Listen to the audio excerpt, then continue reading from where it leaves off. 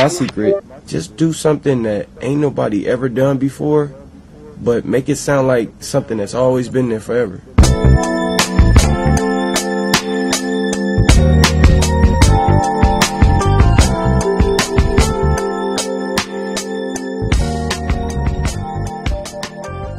Welcome to This Filipino American Life, a podcast that explores the nuanced experiences of Filipinos in the United States at iba pa. My name is Ryan Carpio, and I'm joined by my fellow hosts, Joe Bernardo, Elaine Delales, and Mike. Yes, Mike, do it. Air horn. Yeah. We are. Well, it's funny. Real quick, it's funny how Mike hates the horns, but now has Now to I'm the do one it. doing them. I mean, I could do it on my phone, but you would be upset because you have the soundboard right there. Yeah. So blame Yes. yourself. Welcome to COVID-19 podcast format, which is we are not recording at the Burlesque studios. We are in our respective social distancing homes. Well, Joe is. Yeah, I guess he's there. Yeah. I'm recording in Burlesque Studios. I don't know what happened to you guys. So, before we get into it, I want to go through a TFAL episode real quick, but and then I The want to talk to you guys. TFAL of the episode is Leanna and Selmo. Yeah. Yay! And Thank I you. know her from Kumare. That's how I don't know. She was in our Kumu thing yesterday too. in Oh. our Kumu bang. Oh, She was cool. one of the folks from Sacramento. So she Oh, that's has a right. really awesome line of gear for Kumaris. So she's Awesome. awesome. Thank you for being our TFAL episode. Thank you. So real quick, guys, I miss you. I miss being around you guys and eating. Normally, we would be at Burlesque Studios at this time. Probably already have snacked, Yeah. and doing an episode with our guests and also breaking bread with them. So it's a little. I'm a little sad, but I'm glad we're getting to do it still, and we're using the power of technology to be able to still provide content for our audience and making sure that we in this whole COVID-19 era that we don't forget each other and that we're still kind of connecting in some way. Hey Ryan. However distant we are. What? Hey Is it for Ryan. you? How about this? Hmm. I miss you. I'm talking to you, baby. I miss you. Well, I miss you guys. Oh, Mike, come on. boo. Come on, Mike. What did you do? He Mike? did a thumbs Thumbs down. down. You were the worst.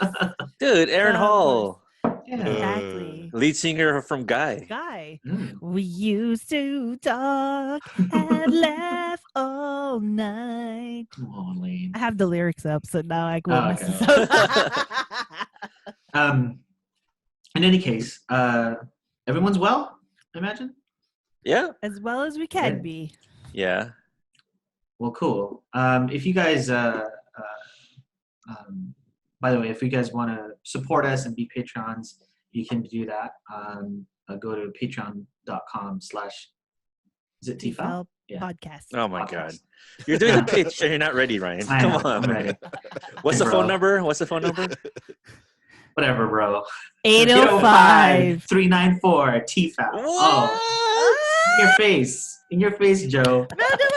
I've been locked in, so I'm like, I gotta memorize the number at this point. I have nothing else to do. I'm gonna memorize the number. I'm like, let's see, lockdown. Time to memorize the TFAL phone. But anyway, let's move on. So today we are going to have a couple of guests and talk about the art of burlesque. What? What? So I wanted to, yes, the art of burlesque. So I wanted to throw this question out to you guys. Any idea what that is? Or any idea from what you know what burlesque is, or have you had any experience watching a burlesque show? I know that Burlesque is a 2010 movie starring Cher and Christina Aguilera Oh, really? about a burlesque house in Hollywood. That the movie is very, very long and very, very terrible. But I'm imagining burlesque existed before 2010 though, because why else would that happen? Well, thanks, Elaine. You're welcome. And for the movie review, I'm not gonna watch it now. You should totally watch it. Christina Aguilera is a great singer. Oh, okay. Anybody else? So, I mean, just looking on, according to Wikipedia, um, apparently burlesque was, I guess, formed in the 17th and 18th century, something like that, or maybe early 16th century. I'm not sure. I'm just skimming through it right now. But I guess from what we know now, it's kind of a performance consisting of like a dance and sexually revealing in a sexually revealing nature. So that's kind of what I know about it now. Apparently, according to our guest who we'll hear from later, it's derived from variety shows, perhaps from vaudeville, that kind of, I think, that type of genre of entertainment. And I would imagine it is women performing. I don't imagine the word burlesque connotes men actually doing this. All right. I imagine it's very much a performance by women. Would you say, or is that something that I don't know? I don't have any experience with burlesque, but I wonder in your Wikipedia research, Joe, if there's anything there that says. Yeah, as he looks at it right now. But I mean, even for us, right? Like when you think about it, I don't imagine the connotation of burlesque to me in the art form or the dance or even like the teasing aspect of what burlesque is. I don't imagine it's like a man doing it. I don't see that as a thing, right? Historically, I imagine. Right? Historically, no. But I guess probably in the modern times there are kind of male versions of burlesque. Yeah. Like actually, Wikipedia has a picture of male burlesque. Oh, really? Ooh. Yeah. Called the stage door Johnnies. Okay. Oh. Yeah. Interesting. But yeah, I mean, I think burlesque. Every time I hear the word, you think of quasi strip club. You think of bustos. It is very bustos. But yeah, I mean, I don't know the whole history of it, but I know it has deeper meanings and kind of deeper purpose behind it, not just to kind of arouse men. Right. So. Right. And in the limited knowledge that I have too, I think its performance is much more of like an act. I don't ever think like in a burlesque show like anyone's like actually like doing any kind of a sort of gratuitous like throwing of money or anything like that, like you would one would in a strip club. I don't know. Right? But you know what I'm saying? Like you don't know, Ryan. Well, but you know what I mean? Like I don't think of burlesque that way. I guess already it has like a different yeah. Well, because they're usually in theaters, and in my experience with theater shows, because yes, I have been to one of those. Good. Those man shows, yeah. Like not Thunder from Down Under, but like similar Magic Mike type-esque. When a woman would go down to the stage and throw like money at them, they couldn't technically take it because they're not strippers. Oh, They're okay. dancers. It's a show. It's Got a it. live show. It's a live review. Got it. Not at like Deja Vu Showgirls or Crazy Horse or whatever. Like you're not at a strip club. Don't ask me why I know strip clubs. I'm from the Valley. They're everywhere. So you're gonna know what those are, even if you've never been in one. And so I imagine like that is the difference, like with burlesque, with men, they had to say like, no, we can't, we're not strippers, we can't take these dollars. Yeah. With the women who do burlesque, if it's the same story, but because they're women and because there's strip club culture where people make it rain and throw dollars, like there's a prejudice or there's some kind of issue there with acceptance of like what type of show it is. Yeah. And I mean, when you think of burlesque, you don't automatically think of Filipino. That's right? true. I'm sure there probably is a burlesque history in the Philippines. Less so here in America, in the United States. But yeah, it's you don't automatically think of Filipino when you think of burlesque. You like I said, you kind of automatically think, oh, that's bastos. Yeah, I mean, I picture like Dita Von Teese. I picture like white ladies. Yeah, and I don't know who that is. Dita Von Teese was married to Marilyn Manson. She was like super pale and white, or engaged or something. It's very much like Betty Page, like that type of like pinup girl style beauty. I have to look it up. And Dita Von Teese made a name for herself in the like early aughts. Like when burlesque was coming into fashion again, I think her distinct like claim to fame is that she would perform like in a martini glass. Like that was like her gimmick for her show. And that like I remember, wow, I apparently know a lot about this.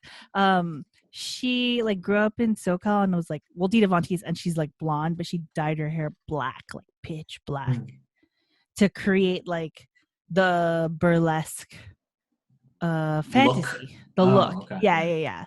Which is like Victory Rolls or like a pinup girl, LA Confidential, Kim Basinger type style.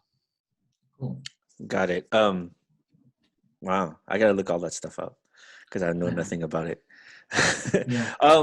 So I mean, I say that when you think of you think of burlesque, you don't really think of Filipinos, because I think I guess the way a lot of Filipinos grew up, talking about sex and sexuality is taboo, right? But the art form of burlesque, challenges a lot of the taboos that we have grown up with, and to have kind of Filipinos in the art form to do burlesque really, kind of changes the definitions of sex and sexuality and really puts it out in the open for so many people. Just a question before we kind of go into the interviews, like how did you grow up? Did you have any discussions about sex and sexuality with any Filipinos, like your parents, your family, or other cousins, etc.? No, I think my parents, the extent of it was them signing off on the permission slip for me to be in family life in like 5th or 6th grade, whenever you take that course. Yeah, I think that's the only sex talk I had with my parents, was them signing off on that in like the 4th grade, and my mom saying, "Oh, you're gonna learn about sex, okay." And then I think the next conversation I had about sex after that was when Yesterday? when I started no, but this is after college. I started dating somebody, and it got to be serious, and then my mom was like, "Joseph, you have to respect her body." Yes. Or like I would hear conversations perhaps like in high school, like, "Oh, no hanky panky, huh?" Stuff like that. Oh, you would hear like "leave room for Jesus" like when you're dancing. No, I The didn't hear Holy that. Spirit. The Holy Spirit. Now with COVID, it's like 6 feet apart. Plenty of room for the Holy Spirit. Plenty of room. Oh, that's right, Joe. You didn't go to a Catholic school where they That's would right. tell you these things, where they say like, "Leave room for Jesus in between you." That's weird. How about you, Mike or Ryan? We never had the talk. It was just only when I was dating in like middle school. My parents were like, "We don't want to become grandparents," and they were like in their 30s, early 30s then. So I was like, "Yeah." They're like, "We don't want to be grandparents, so don't make us grandparents." Only because like I had a number of friends in middle school who already had babies. So let's put it that way. Yeah, for me too. I think my parents were really kind of like Mike's, like, just don't do it. It's more like that. I think in the previous episodes, I've always said like my dad would and my mom would always say abstinence. Things that you remember. But to me, that was a very incomplete. It's not really a conversation. It was more like, telling you what to do. It was never really a talk. And I think that I remember my dad trying to give me that talk when I was 16. We used to carpool to work, and he would drop me off my summer job, and he tried to talk to me about sex, but it didn't really come off like that. He just wanted to make sure that I wasn't, going to give him grandkids, because I was still young. And he was talking more about like the seriousness of what relationships are. It was an attempt, but I was also 16. Like I was also like, I kind of learned what I needed to learn from friends, and not even my brothers didn't even talk to me about it, really. So yeah, it was kind of not just taboo, but it was like just quiet and silent. Yeah.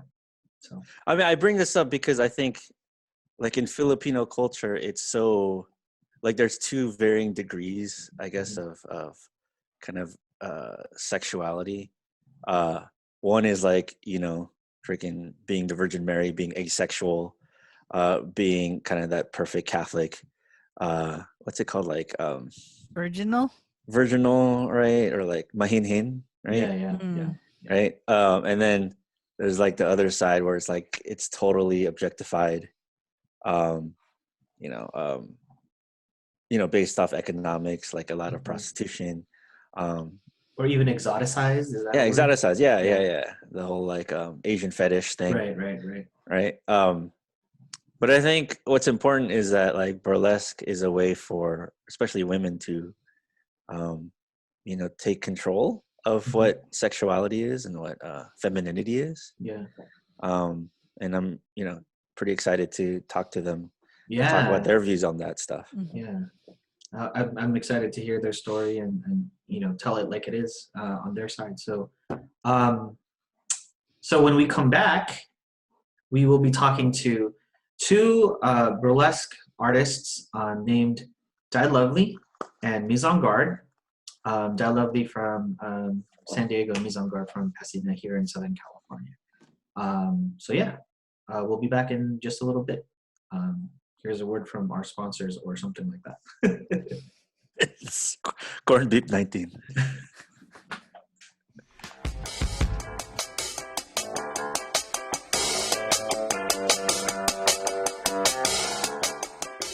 Hey guys, Hey Elaine. What's up, Elaine? did you know that we have TFALs? Yes. What's a TFAL? I mean, what? TFALs are our Patreons. They joined at patreon.com/TFAL podcast, and they support us every month. Oh, is that what you announced like one of our episodes, if there's a TPAL of the episode? Correct. So those people are Patreons? Yes. Cool. Really? I actually thought they were random. Are you serious? Are you serious? Mike is actually serious. Wow, I'm learning something today. Yeah. And also all of you right now. So if you want to be a TFAL and surprise Mike, join us at patreon.com/TFAL podcast. But not only do you get to shout out on the episode, you get cool things as a TPAL, correct? Ooh, like what kind of cool things, Ryan? Like what? Like Sometimes you get free giveaways. Oh, like what? Like a sticker? Yes, like our logo sticker. What? Or our new TFAL Hearts OPM sticker that is inspired by Chicken Joy Division. And you also get some free books if we get them from the authors. We'll definitely set aside some for our Patreons. And pictures of me. I I'm could just kidding. actually. No, I I'm will. What Now that- exclusive Polaroids? Not that kind of Patreon, guys. Numbered. That's totally going to be a thing now. I'm going to take pictures of Ryan and give them to the Patreons. But not only do you get all that, you also get some shout outs or say in some episodes. That's true. We'll get your opinions on certain subjects in upcoming episodes. And we'll also, as a new thing, we'll send you some blooper reels of TFAL. Only for the Patreons. Only for the Patreons? Only for the Patreons. Oh, man. If you want some laughs, be a Patreon today. Lewds, but no nudes. But if subscribing monthly to TFAL is not your thing, maybe you can support us by giving us a Ko-fi. Ko-fi? What's that? It's a one-time donation to this Filipino American life. Cool. Yes. So either do Patreon or Ko-fi. What's the website for Ko-fi, Elaine? Ko-fi.com/TFAL. Ko-fi, ko-fi.com/TFAL podcast. Yes. So thank you very much.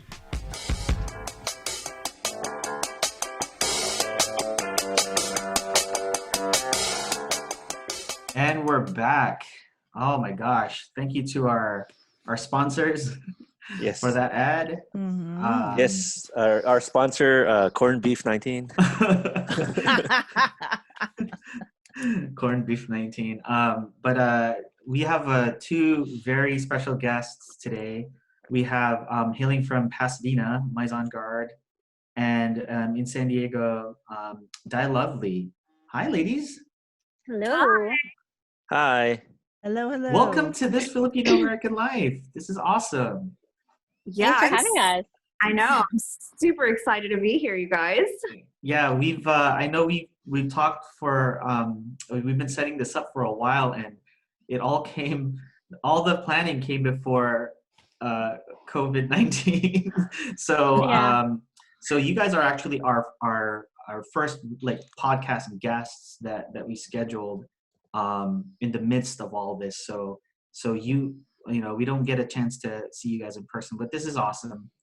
We've done remote interviews before, but you know, I think I had promised you guys food at some point, but that's not gonna work. But thank you for joining us and to talk about your art. And we had talked as a group earlier about our experiences and our thoughts and about burlesque as an entertainment and an art form. But before we do that, I wanted to ask both of you first, your background, a quick background of where you're from, where you grew up.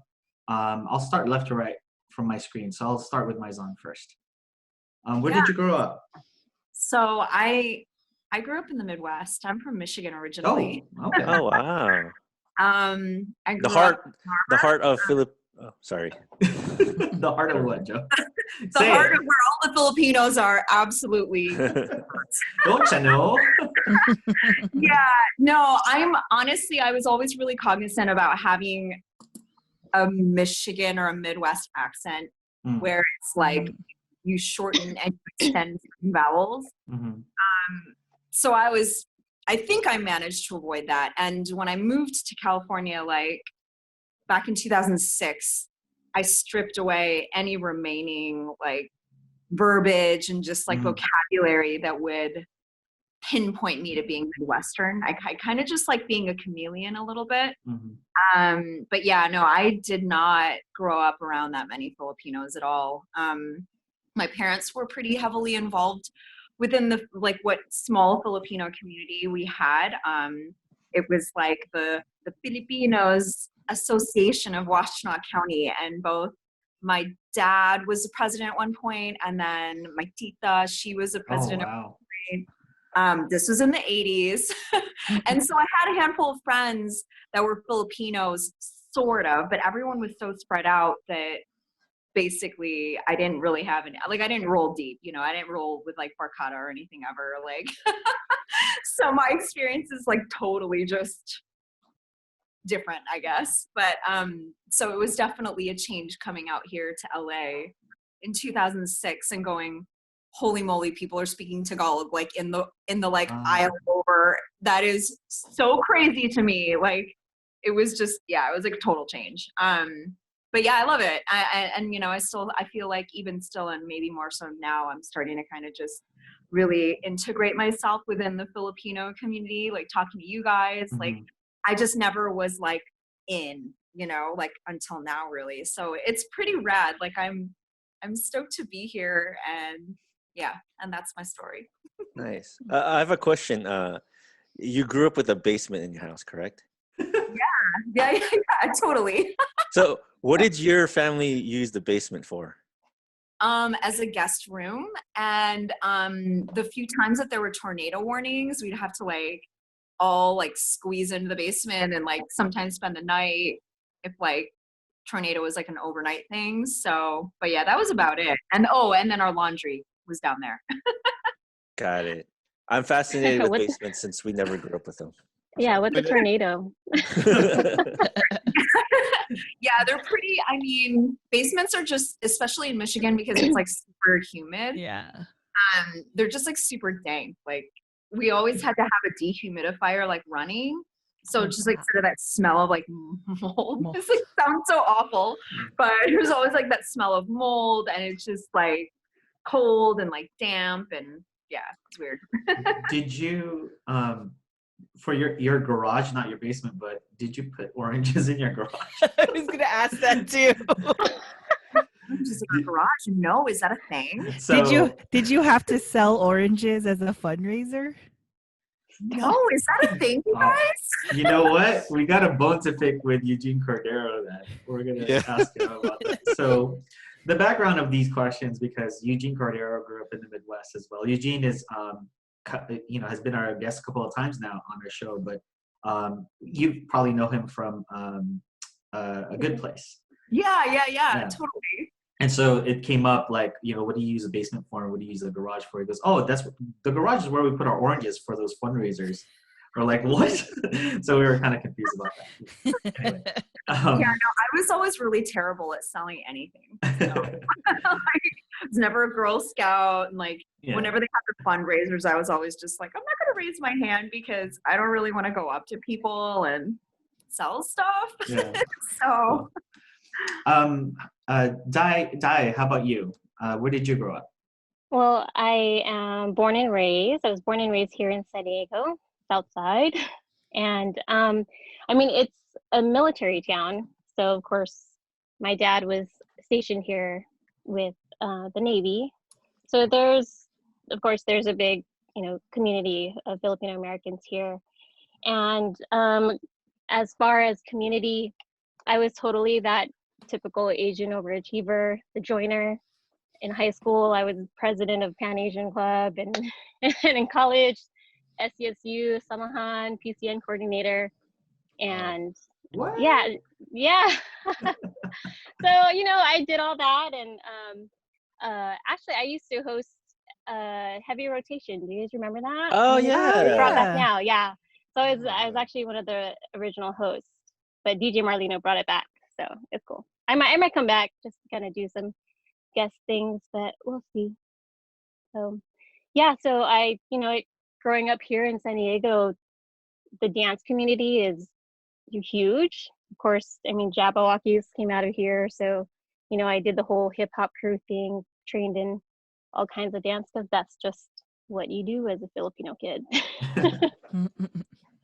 Did you grow up on the south part of San Diego or north? Yeah. South side, yeah. Okay, so like Chula Vista, I'm National City, Paradise Hills. More southern More than that, actually. Oh, yeah. Tijuana? I'm like, no. I'm just kidding. Like, it's like right below Chula Vista and right above San Isidro. So like Otay Mesa. I'm like the third exit up from the border. I'm like, we know where that is, Mike. I think we've stayed.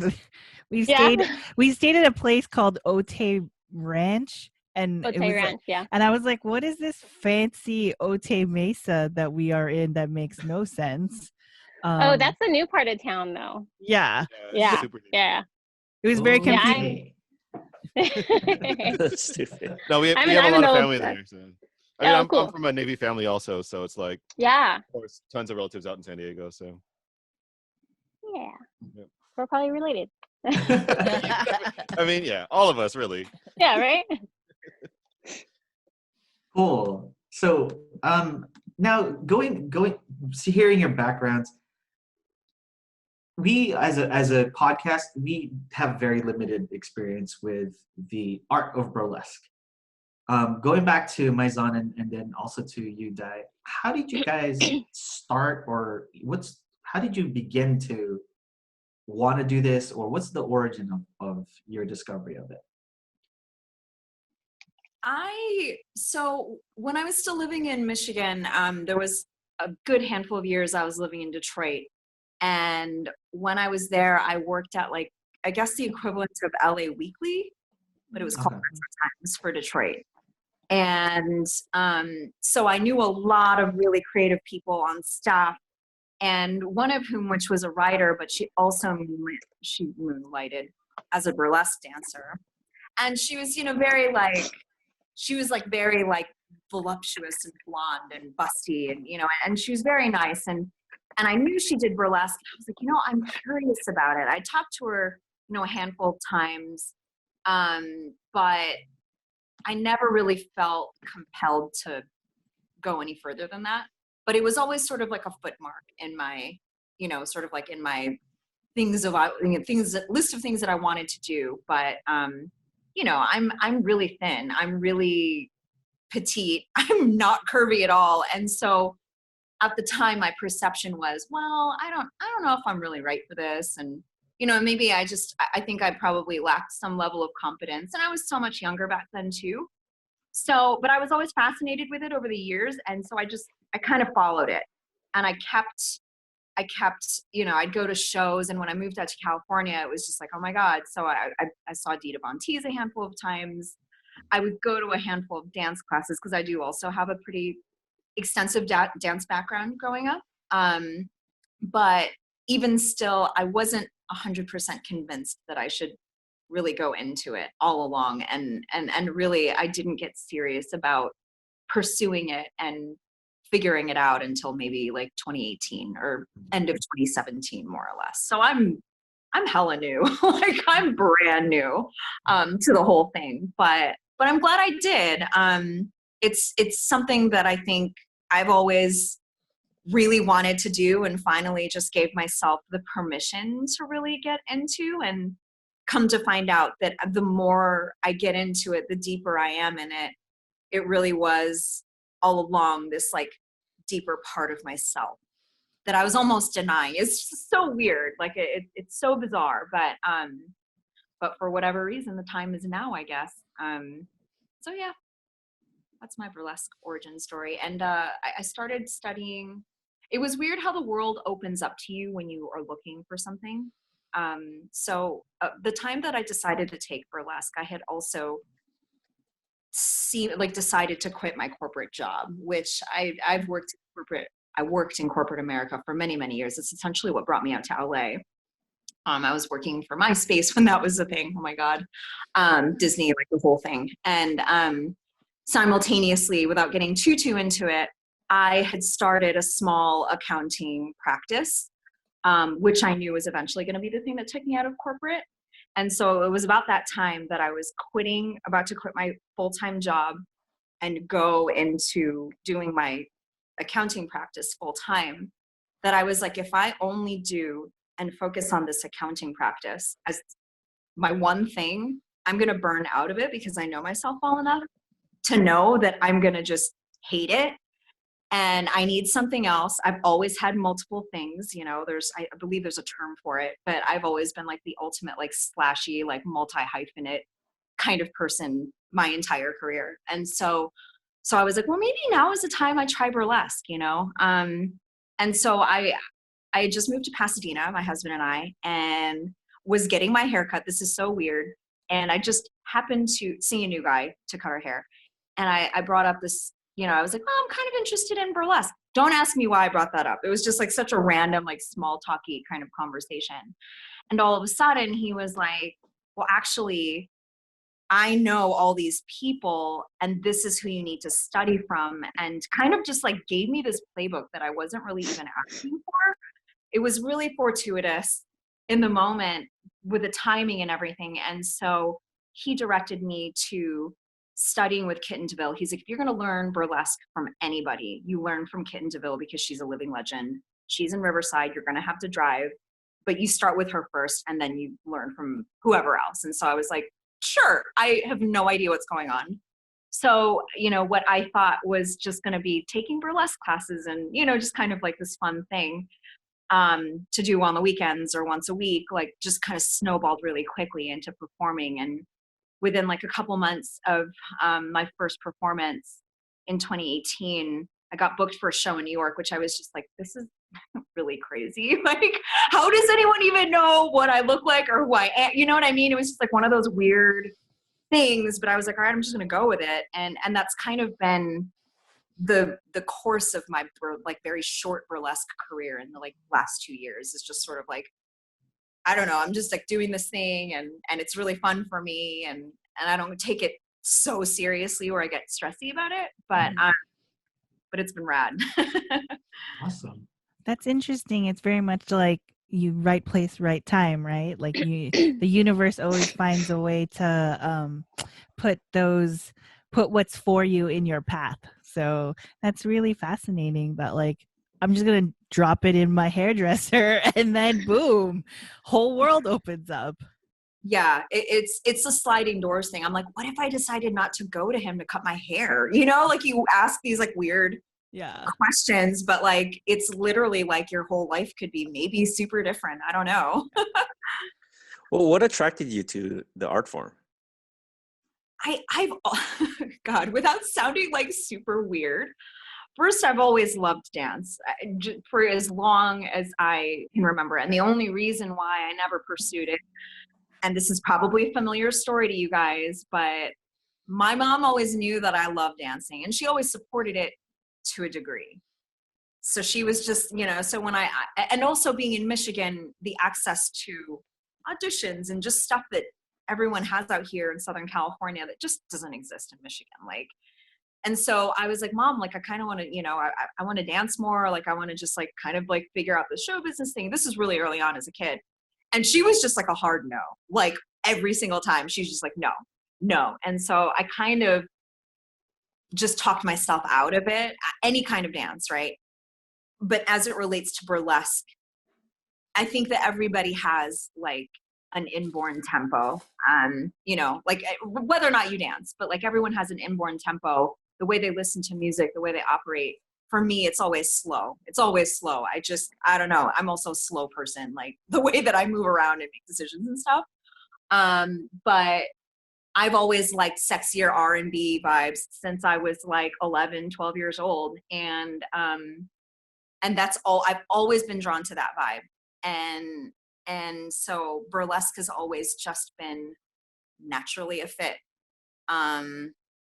I think I probably just lacked some level of confidence early on because it was like, well, I don't want people to think that I'm just like, this like stripper slutty girl, you know what I mean? Like without like slut shaming, but just being like, I'm so young and I like this stuff. And I think that I can't talk about it to anybody because I'm going to get judged.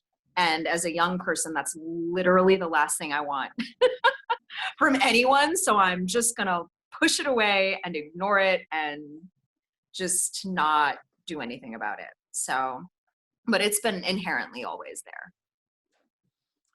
Di, what about you? Your origin story and how you got to, discover the art form, etc.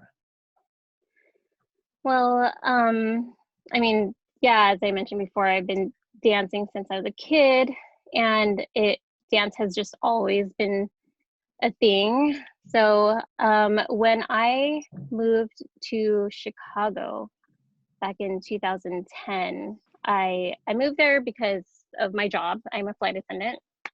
So being a flight attendant, you have to just give up your entire soul, your life. You are at the disposal of the airline because, you can get pulled on a trip anytime, right? But going out to a California girl going out to the Midwest is a culture shock in itself. And having no friends there, having no kind of, social foundation and like, or even just things to do. I seeked out dance classes because, as a dancer, dance is my therapy because, well, yeah, it makes me happy. So I found some studios and, I was involved with community theater here in San Diego and like a pinup group. So that's kind of where I was drawn more towards burlesque at first because we didn't do any stripping, but it was more cheeky. USO Andrew Sisters, we did like 3-part harmonies and that kind of vibe. So I was looking for that out there in Chicago, and I found Michelle Lamore, who is also a burlesque queen. She has a studio out there, and when I went out to see a show that she produced, I was, totally enamored by it. And like, okay, well, as a soloist, maybe I can get into this because I can't dive into a theater group and be able to commit to anything. Because, you're part of a troupe, any kind of dance group or theater group I couldn't do because my job would take me away from it. So I just figured that, being a freelance soloist would be the thing that'll, kind of meet that hunger for me to perform and just move. So that was kind of the resolution to that. But yeah, I did a couple years out in Chicago, and then I moved home to San Diego, and that's when I really started getting into burlesque and like performing for festivals. And I was just literally months in, and I didn't have a mentor or anything. I kind of just did a show here and there and sent in my very first performance, which is really cringeworthy watching now. But it got me into festivals, and it got me noticeable to certain producers, and I would just work the festival circuit around the nation. And so I got into the Burlesque Hall of Fame on my first try. Wow, congratulations. Yeah. Thanks. And it's a competition. So they call it the Tournament of Tease, and it's just getting into it is a feat in itself. And dancers have tried for decades and like year after year, and I come in like, hi, new girl here. They're like, who is that? So, and then I guess from there my career just took off because a lot of networking opportunities happen from there. So I just continue to do the festivals and just get networking and book around town. So I had this. Go ahead, Lainey. I had a question. Like you mentioned the Burlesque Hall of Fame, and the circuit. Like, what is the circuit? Like, is there? It kind of, if I am to put on like a different brain, it's like in drag culture they have pageants, like they have drag pageants. So yes. I'm imagining like, is it sounding like something similar but with burlesque? Yes, I would say that's a good comparison. With the festivals, most of them have like Queen of Arizona, blah blah blah, like of each region, and but the Burlesque Hall of Fame, the title would be the reigning Queen of Burlesque, Miss Exotic World. And so it's actually a fundraising event for the Burlesque Hall of Fame Museum.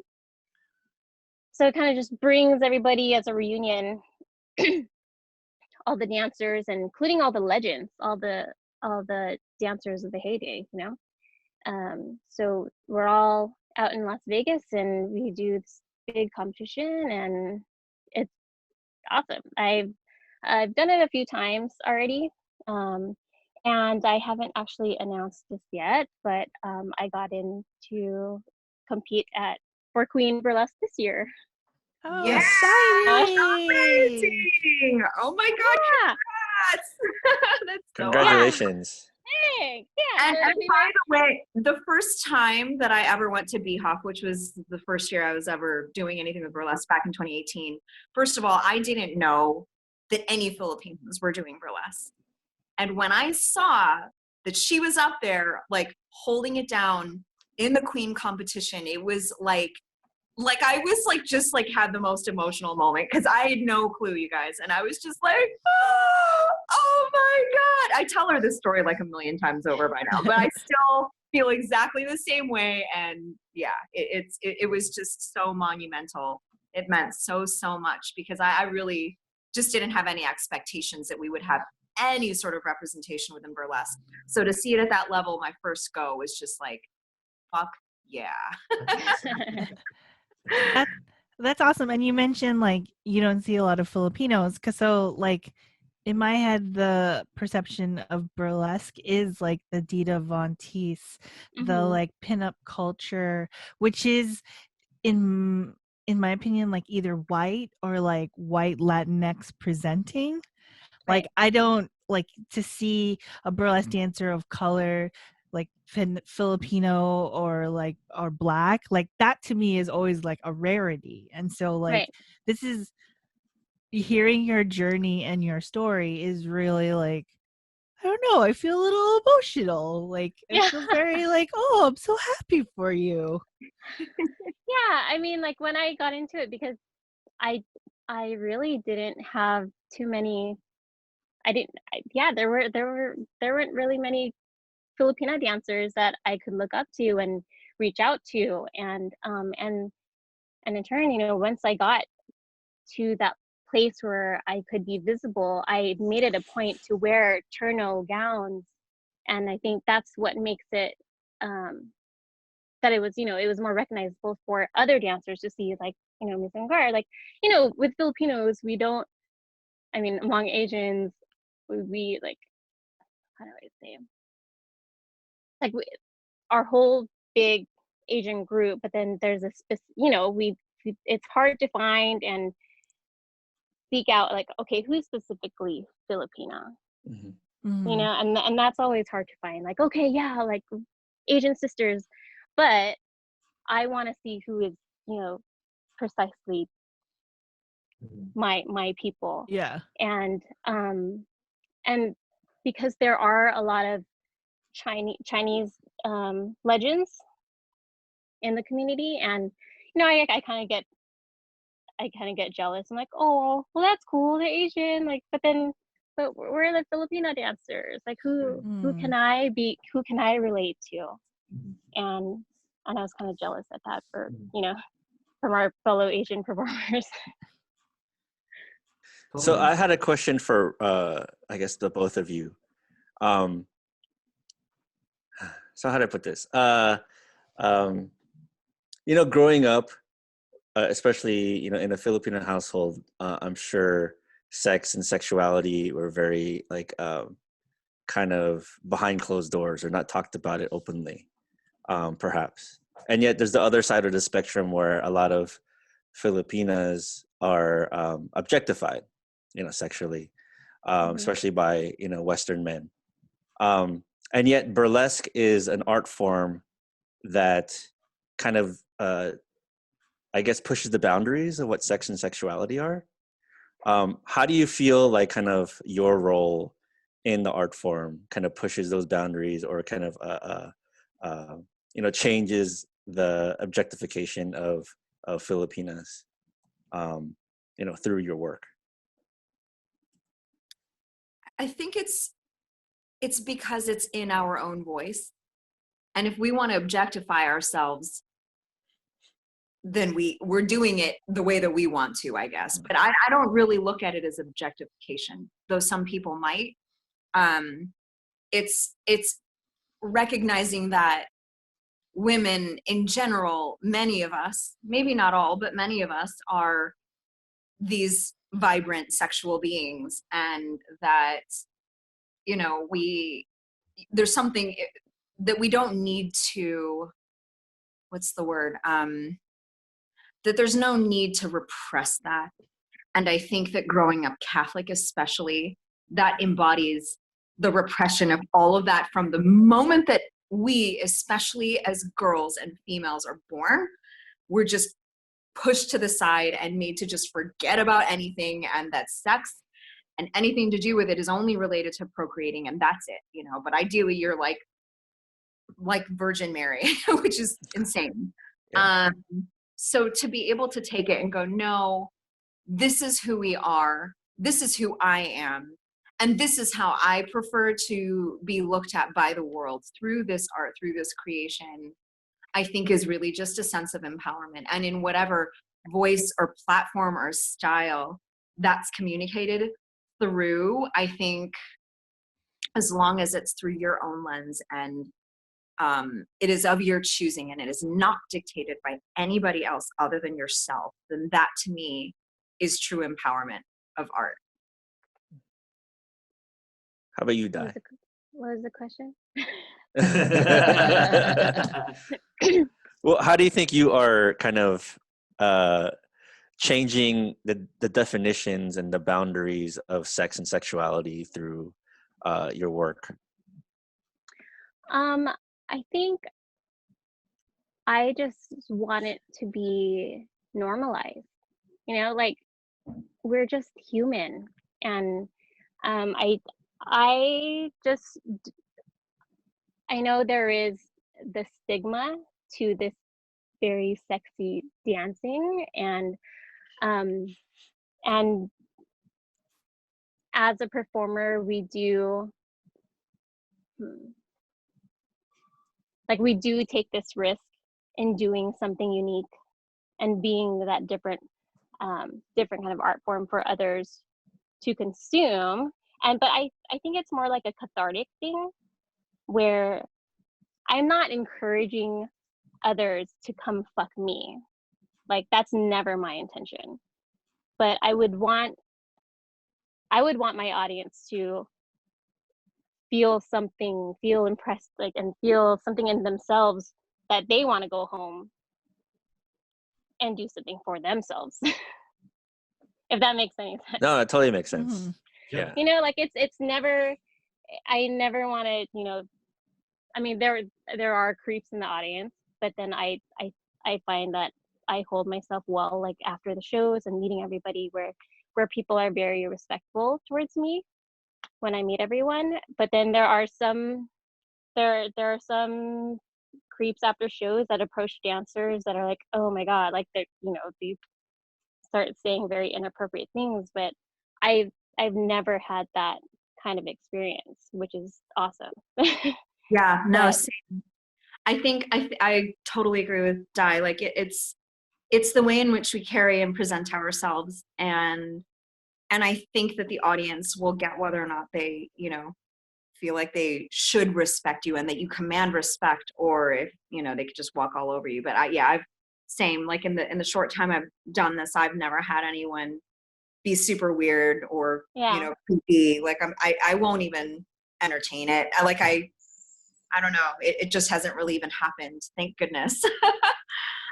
And I imagine like that the vibe of a burlesque show kind of caters to that mentality anyway, right? That it is a show where you are, you know, people are able to watch you and appreciate the art form, as opposed to like what probably naively other people might think is a strip club or a strip show, right? Mm. That this is really more about like being on stage, being appreciated, being able to show your dance. I think that, would you say that the vibe of a burlesque show is caters to making sure or caters to the audience that's not so creepy? Like the majority of the people that are there, I imagine, are both women and men, right? Mm-hmm. Mm-hmm. Yeah, and I think anybody, well, we hope that anybody that buys a ticket can assume that it's not an exotic strip club. Mm-hmm. You know, most of our shows are in theaters and art centers, and it's not the type of venue. Well, most of them aren't, you know, the type of venue that we can interact, you know, doing lap dances. But you know, most of our shows are on high-rise stages, you know. And I think a lot of people, like even new audience members coming into burlesque, they, even though they don't know what to expect as a whole, they know they typically expect that it's not a strip club. Got it. So you haven't had any interactions with any creepy guys on stage or after a performance? How about like on like social media or anything like that? No. Not really. Oh, good. Yeah. I mean, we hear a lot of our colleagues getting really nasty shit in their inbox, but I don't know what kind of audience they're attracting. I mean, honestly, I think that it's personally, it's like I just get a vibe from people when they message, and I won't entertain anything that feels in any way weird. And I've luckily been really good with just like parsing out who's creepy versus not. But I also just really don't engage anyways. Yeah. So there's that. Whereas other people I know will just allow the engagement with crazy person or crazy people. And I'm like, well, you're kind of like egging them on to just keep going. So like, don't engage, and then you don't have to worry about it. And then they stop because they're not getting a response. Right. Got it. So anybody out there, if you get a message from Ryan Carpio, just delete it right away. Yeah. Oh, he's already blocked.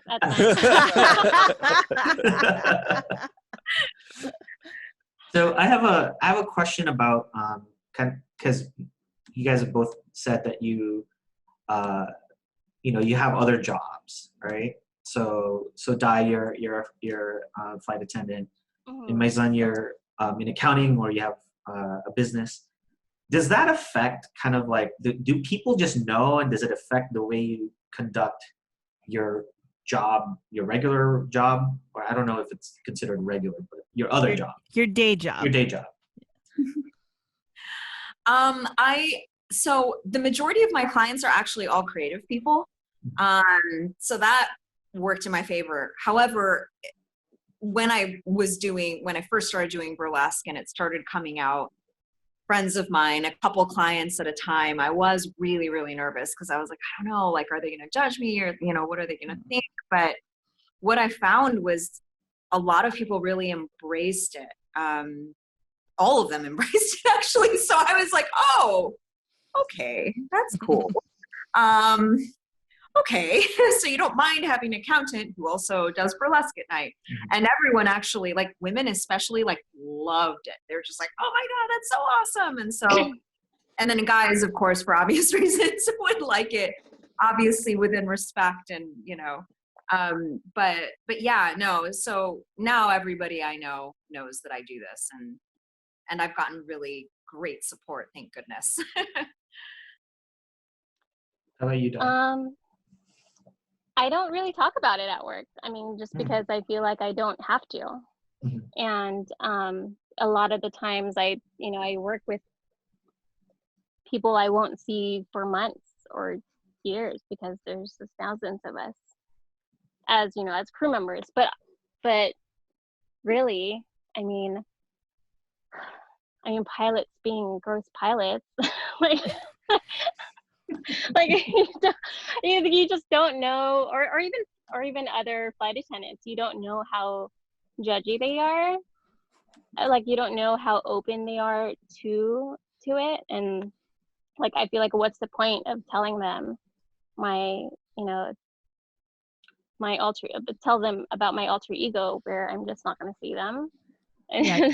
You don't need to so you don't need to open up that part of your life to that part of your life. I mean, it's like Mizon, you mentioned like you have two separate lives, and it's like a lot of people do. Like we as podcasters, like we all have day jobs, and we are lucky enough that we can be like, we do this, and we have the podcast on the side. But like, if I had a side gig that like I didn't want my colleagues at work to know, I just wouldn't talk about it. Like, that's Right. not, I don't need to entertain that with them, because I have my inner circle of folks that, you know, will engage and I feel comfortable sharing with. So I can understand, like, you're like, yeah, it's cool, boundaries. Yeah, exactly. And because I mean, there were times when I would open up to a fellow flight attendant, like, oh yeah, like, what do you, so, you know, we do the whole like, what's your life story, like, you know, the whole small talk thing, and or they're curious about what I'm doing, like during the flights, where I'm just like in my calendar, or I'm kind of just choreographing behind the curtain, the galley curtain. Like, I was like, oh yeah, I'm a dance teacher, and then but sometimes they would slip to the pilots and like, oh, she's a dancer, and I was like, oh, well, what kind of dancer? And you know, it would, that the conversation would go that way. I'm like, oh, dude, shut up, go away. Gross. Because, you know, because yeah, it's gross, because and then you get a freaking call to your hotel room, like, go away. No thanks. aside from like the creepy kind of reactions to it, has it ever come up like in like a work way, like that it's somewhat frowned upon or looked down upon? Like if you were discovered as having, you know, also doing burlesque on the side, has it ever been a problem at work, aside from the creepiness? Has it ever been like, yeah, you can't, you know, you can't work here anymore if you're doing that? Has it ever been like that, or not really? I don't think so, just because like, as long as there's no crossover where I'm not announcing where, like, which airline I work at. I don't use my uniform in any of, you know, as a costume. And yeah, I mean, there's that whole separation thing where I just keep that, and they don't need to know what I'm doing. I'm off. I'm off the clock. Everybody has a side hustle, so yeah, totally. no, I Let get them be. Yeah. Can we get into the artistry and like the choreography? Like, what goes into like what you guys put together in terms of your presentation and like choreography? Like, what do you go in with in terms of what you want to represent and what you want to share with the audience? And you guys, either one of you can go first. Yeah, I'm usually just driven by music first, and then I go through just like a number of stages of kind of vetting the song. You know, do I still so that usually the first thing is like, am I feeling it, like really feeling it? And then if I am, is this just hey, I'm just really enjoying the song in this moment, or does this have a longer term value, you know, to become something deeper? And I have to listen to the song probably about 1 million times. Do I continue to see it? If I can see choreography or feel it, then what does that begin to look like? And do I see a costume? Is there a visual? Like, what are those sort of like inspiration that drives what I feel when I listen to this particular song? So it's usually that, and it's usually also pulling a little bit, for me at least, is just a little bit from a place that of feeling an emotion that I might have gone through at some point, or maybe an experience. It's not always that deep, but I think that for my more formal acts, I'd like it to be, just because there's so much more meaning behind it.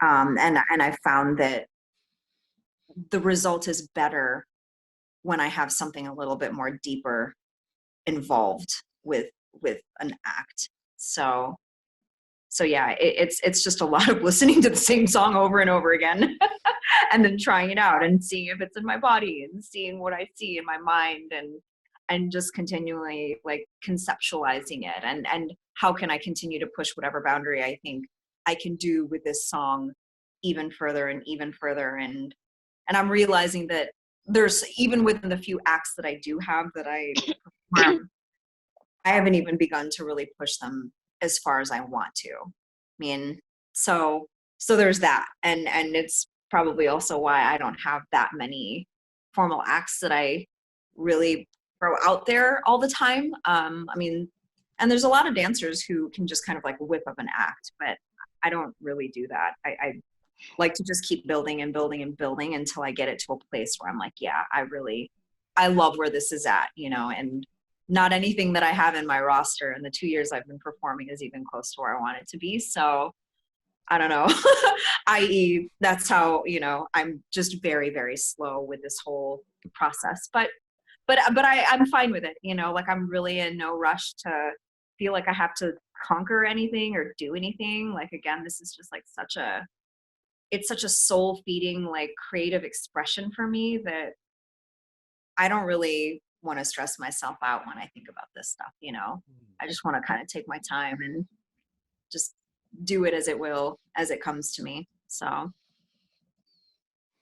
yeah, that's great. That's actually what I'm jealous of, because you can make time to create an act, whereas I'm one of those dancers that, you know, makes an act on the fly, like right there on stage. I'm typically an improv dancer now, just because I'll get booked last minute, or things are, the show theme is very specific. So you have to find a song that matches, you know, the production. And it's really just having the producer be trusting in you to bring something great. And I think I've been blessed to have that kind of relationship with people where, like, okay, well, just put that, she could whip something out like real fast, because, like, you know, with my background and my dance vocabulary, I could just, I guess, just go on stage and do what I do. But there's plenty of times where I wish I, you know, had put in more effort and thoughts into things, where I'd spent more time on the costume and the reveals and just the, I don't know, just just elaborating on a concept and seeking the whole storytelling behind an act.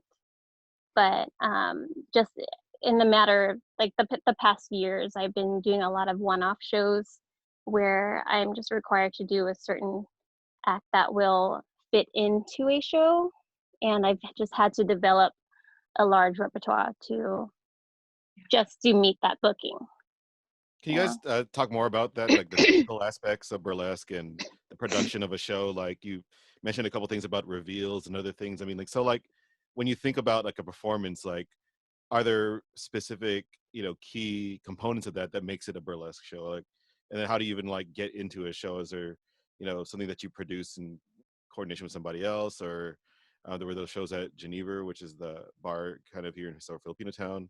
I mean, what are some of the kind of the ins and outs of actually putting a show together? I mean, do you want to do this one? Yeah. Okay. From the producer standpoint, I mean, you know, it's just like producing like any other event. It's tough, and you have to have the capital to put it together. And you know, you take care of all the logistics and the venue, like what venue would actually allow burlesque, you know, because it's not a strip club, or if it's not, you know, because places can get in trouble by vice. And you know, there were a couple of shows that I did that were like, you know, the police came to shut it down because we were showing underboob. So yeah, I mean, you know, we do strip down to pasties, but there are certain venues where you have to wear a demi bra that covers the underboob. Yeah. So there's that. And, you know, you got to check on the legalities of things, of that, you know, specific venue, that specific city, all the laws there, and then of course sound and lighting. Is this sufficient? And But as for casting, a lot of shows are submission based. Dancers will email a video link to a dance that they performed or that they're developing, and then the producer kind of just picks and chooses. You just do a little casting bit and hope you get in. Yeah, I mean, it depends on, and shows come in all different ranges too. I mean, some are like super special one-offs. Some are kind of more like, I wouldn't say lower brow, but they might be in like a dive bar or something. Yeah. And and so there's kind of just this huge range, and there's so many different styles of burlesque. Interestingly enough, I mean, you've got like classic burlesque, which is usually, done to older music. I'm just going to speak really broadly, and if I screw anything up, just chime in. And then there's neo burlesque, which is usually done to newer music, and conceptually, like, it might be, a little less like than classic, where you might not have like things like the super sparkly costume or the feather boa or all of the, like, I don't know, the corset. And then there's nerdlesque, which usually is a take on movies, TV shows, anything that's like popular culture type things. There's like a show called Stargirls that's been going on in LA for a really long time that centers around the whole Star Wars franchise. Oh, wow. It gets as themey as it gets really, really themey, which is great. And then, am I missing anything, Di? Those are the main categories, I think. Oh my God, I feel like anybody can grab something and put esque at the end of it. And then, and then you have a whole new show. So there's metal-esque, just like, and, just with metal music. And there's plenty of subgenres. Okay, within. so if we made TFAL podcast-esque. TFAL-esque. TFAL-esque. What would that be, Ryan? What would that be? It would be burlesque plus Filipino. So true. That was very true. Yeah. And that was the show that was supposed to happen, right? Yeah. And a lot of eating. And a lot of eating. Yeah, it would be food acts. It would be a buffet also. There has to be a buffet component. Yeah, because PCNX. So you both partnered with Film Arts and G Tanji to put on a burlesque show at Geneva, the gin bar that's in historic Filipino town. And I read the LA Times article. Mizon, you weren't able to participate in the first one and were scheduled to do the one that was coming up. Actually, it was so I was in the first one with Di and Fun, and it was the second one in November that I wasn't in. You weren't in the third one. Oh, so you were in the first and second, and then November was our third one. My God, I can't keep track. You only missed one. Okay, it's fine. But I think it's interesting because it's like it was gaining momentum. Yeah. Oh my God. Oh. And then like folks were really looking forward to this March one. And I remember we had been invited, but we were supposed to be in Texas recording TFAL out there. So we were like, oh, so sad to miss this. So like, but when Ryan booked you all to talk to you, we got excited because it was like, we may not be able to hit the show, but we'll talk to you all. And now it's like, there's no more show. I know. Is there a way to do burlesque like on Zoom? I everything is on Zoom these days. Like, is that a possibility? Yeah. Well, so maybe on Zoom. I mean, a handful of producers around the country, I don't know about elsewhere, but around the US have been doing IG live streams, or they'll do shows on like Vimeo where it's like paid. It kind of is just like a range. But I actually did my first live stream show on Friday night, which was, completely completely different than performing on a stage, but you know, because it's like in your home or wherever, really, right? And then but yeah, it was interesting. And so now a handful of folks who are producing are doing shows this way, just producing it on IG Live or maybe Zoom or maybe, you know, YouTube. I've even seen that as well. Yeah. So it's not the same. Yeah. It's a little awkward performing and like not having people cheering for you because you stop and you're dancing and then you're just like, all right. And then you just like sign off and it's just like feels so awkward. Because it's like with dance performance, you really feed off the audience. Yeah. You know? Exactly. So, I mean, personally, I mean, I have no plans on doing anything, any virtual shows. And I've actually put off even teaching like my dance classes. And, you know, like once this hit, I was like, okay, hustle mode. How can I be there for my students, for other dancers? What can I do for my community?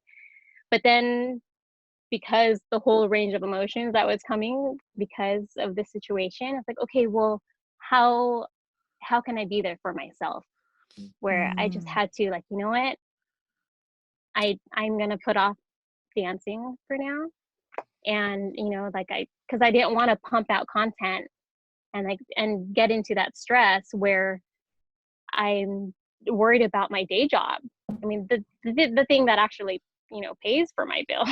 You know, and you know, not to knock any, you know, the virtual shows that are going on, is because, you know, that's awesome that the artists are really continuing on, but there's just something to be said about, you know, being in a live show and interacting with people, and that's you know, that's the most rewarding thing for myself.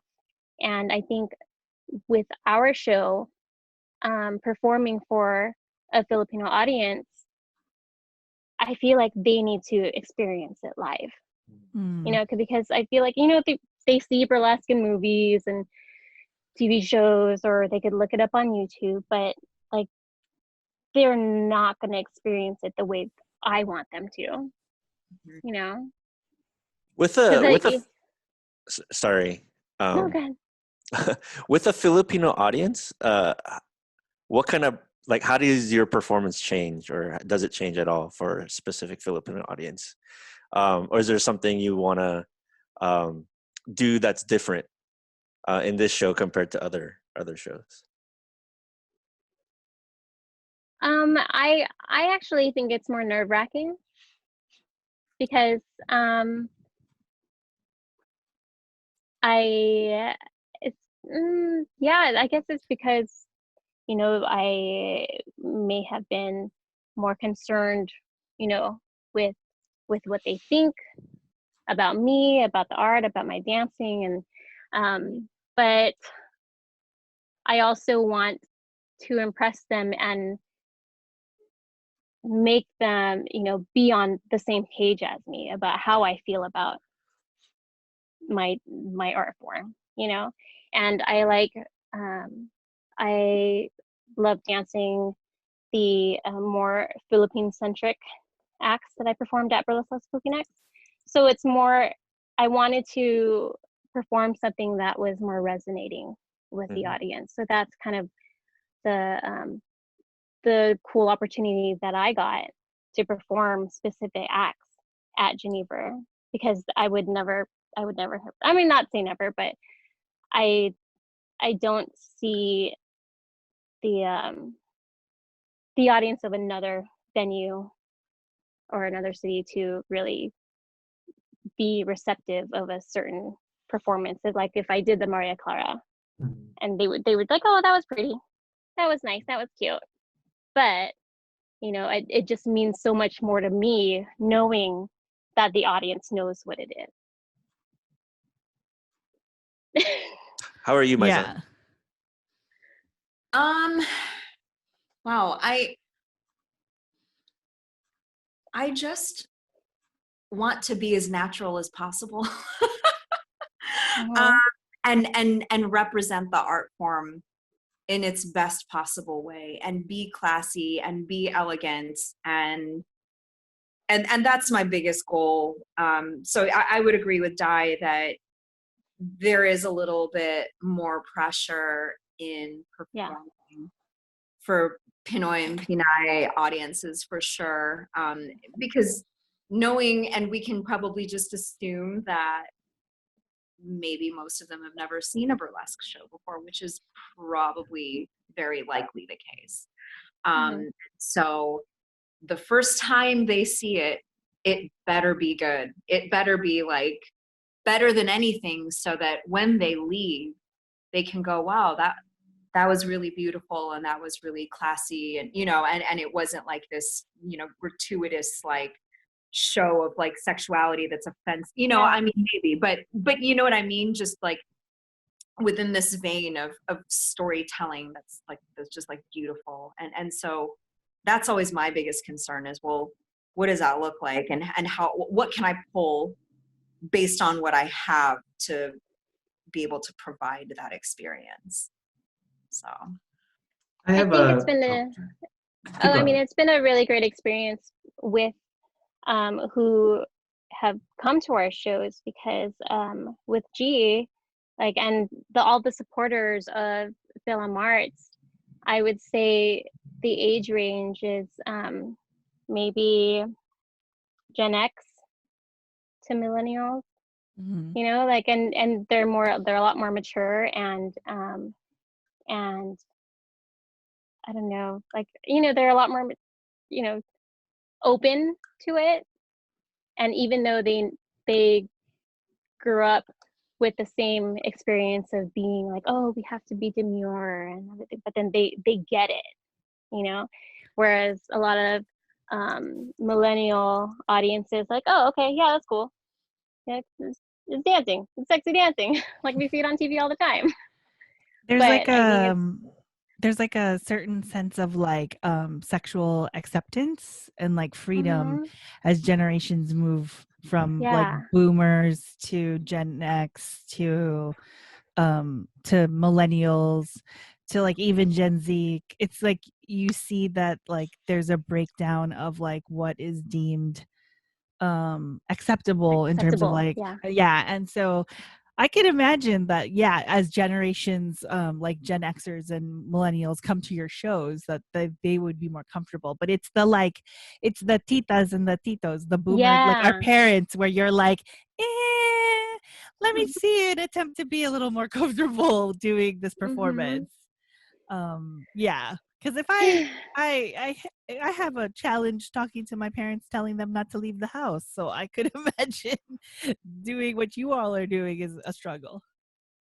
Yeah, I mean, it's hard to be visible online and having your work there available for other people to find. But then I forget that it's so easy, where even with the stage name, I had an auntie reach out to my dad saying, oh, she's taking her top off, blah blah, you need to crack a whip on your daughter, even though you're an adult. So I've had that exact same thing too with certain like I don't even know how she found it. And my dad is like, hey, so Tita saw a video online. I don't know what she was talking about, but just be careful.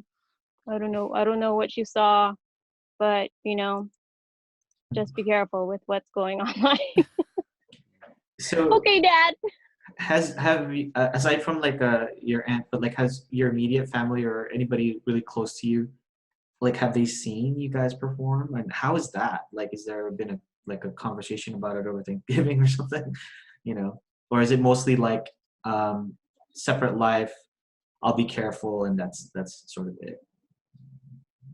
I've sent my mom videos since everyone's in Michigan, and then when I did perform in Michigan last year, I invited I was like, hey, you guys want to come? Knowing full well that they were like, no, that's too late. They don't like going out after it's dark. And they're like, I think if it was a daytime situation, they might have come and been supportive, but But they were like, yeah, no, we're not going.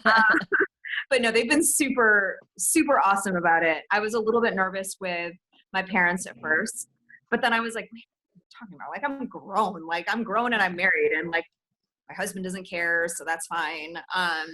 Yeah, so thank goodness. So my mom, I think, knowing how much I love dance, was supportive from day number one. And then my dad, I mean, he's cool. He's just like a funny, weird guy. And when we talked about it for the first time, he somehow veered into this conversation of telling me about the first time he ever went to see Burlesque, which I was like, this is kind of weird and amazing. But weird and amazing. And the story went something like, he had a cousin who was babysitting for him. I don't remember exactly how old he was, but he took him to the Burlesque club somewhere in Manila, because my dad's from Manila, more or less. And I don't know how, but he got in and he was like, oh, and I just saw these like sexy ladies. And then that was basically the end of the story. And I was like, good story, Dad. Great story. All right. How about you, Di? Mine is still kind of difficult.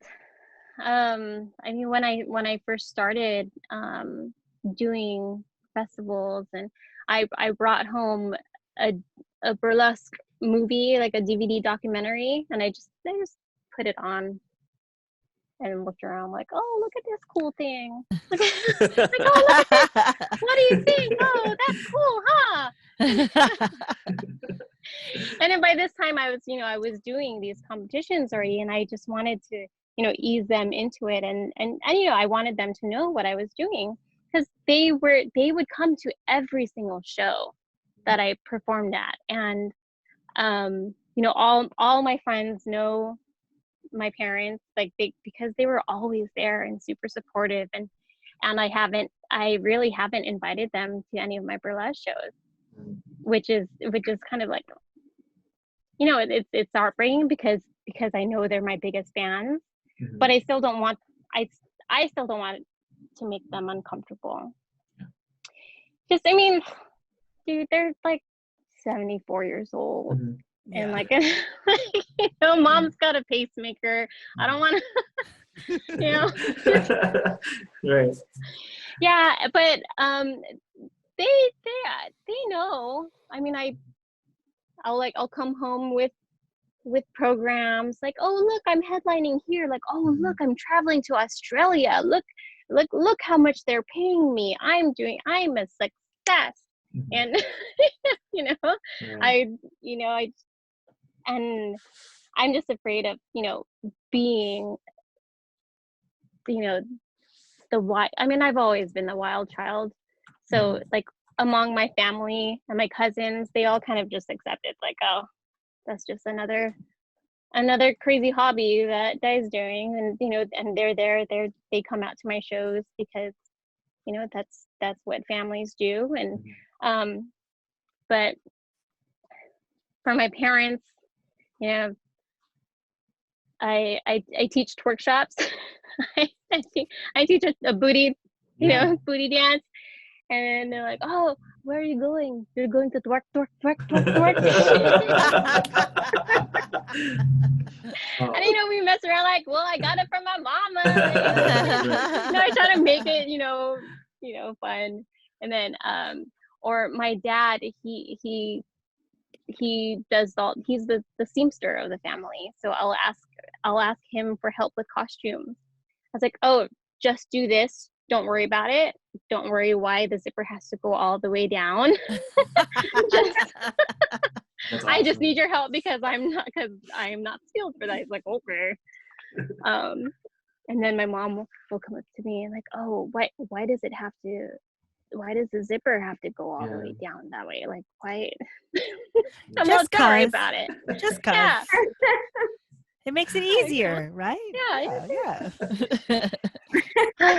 So, yeah, for the most part, like my cousins, and my siblings, they're fine with it. They know. And when I started producing shows, that's when I really encouraged them to come out to my shows, because I was producing it, and I really wanted them to experience the way I was putting on the show with comedians and burlesque dancers. I was doing a comic strip show.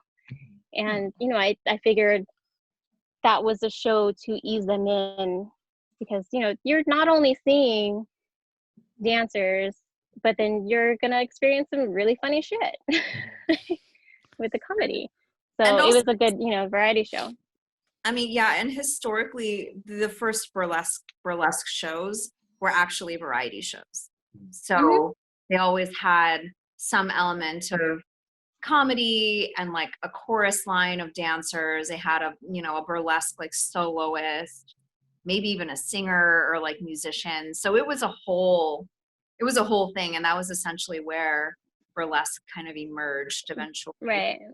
Sort of, and that's actually what differs us from the exotic strip club, because we're more about like the whole variety show, like a PCN. Yeah. I was gonna say that. Where you go. So you won't believe this, but it's been over an hour that we've been recording. So, but I wanted to say thank you to both of you, and we've really gotten two different perspectives on this. Someone who's been doing this for quite some time and been in competitions, and someone who's kind of coming into this in a newer form. But from the both of you, I think I want to say this, but I'm really proud to be able to talk to you both, because you guys exude such pride in your craft and in your work. And this was a very lovely conversation. I absolutely thank you. Yeah. Oh, So guys. I just wanted to say thank you, and I'm sure my colleagues feel the same. But we wanted to give you a chance to tell us how to find you on social media, or plug in any kind of shows that you guys are gonna hopefully have in the future. I don't even know with what's going on right now. But how do we find you or look for you? Yeah. So for me, the best way to find me is on Instagram. That's basically where I post all of my dance stuff. So it's just Mizon Garde, MIZONGARDE. Eventually one day I'll have a website. I'll figure it out. Again, I'm taking my time with these things, so it's all very slow. And then shows, oh man, it's so tough to say. I was supposed to, in mid-May, go to New York and perform in the Asian Burlesque Fest. That has now been postponed to July. Oh, it has? Oh. Yeah, Calamity just emailed all of us, and I was like, yeah, of course I want to do it in July. I knew there was no way there was going to be a festival in May, given the status of everything. But outside of that, I don't know. I literally don't know. Yeah. Sadly. You can find me on Instagram with my user handled Miss Lovely, MISSDILOVELY, and my website is missstylovely.com. Eventually I will start doing online dance classes, probably just choreography, burlesque choreography, hip hop, heels, just the fun stuff. And so either missstylovely.com or dance with Lovely. What else?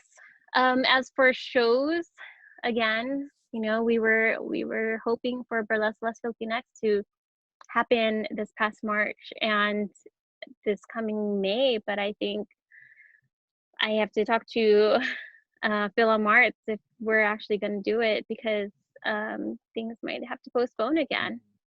And that's just kind of been my baby over the past year, and what I had planned for 2020 was just to focus on this show and curating it, and bringing all my Pinay sisters out to LA.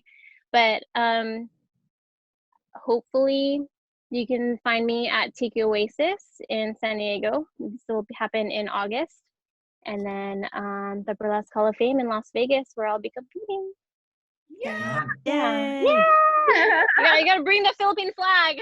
Hell yeah. We're gonna say hi in the audience. Awesome. Thank you guys so much. Elaine, Mike, Joe, any last words? No, thank You you. guys. Thank you for doing this. We totally appreciate it. We can all meet in person someday, and you guys come to the next show whenever that is. Yes, Right whenever that is, we will be there. Definitely. Cool. Thank you guys. Thanks, guys. Thank you. This Filipino American Life is produced by Michael Nailat. Our intro and outro music is by Roger Habon, aka 10.4 Raj. Resident reality checker Girly Colado, legal advisor Rianne Fajardo, and graphic design by Vincent Collier.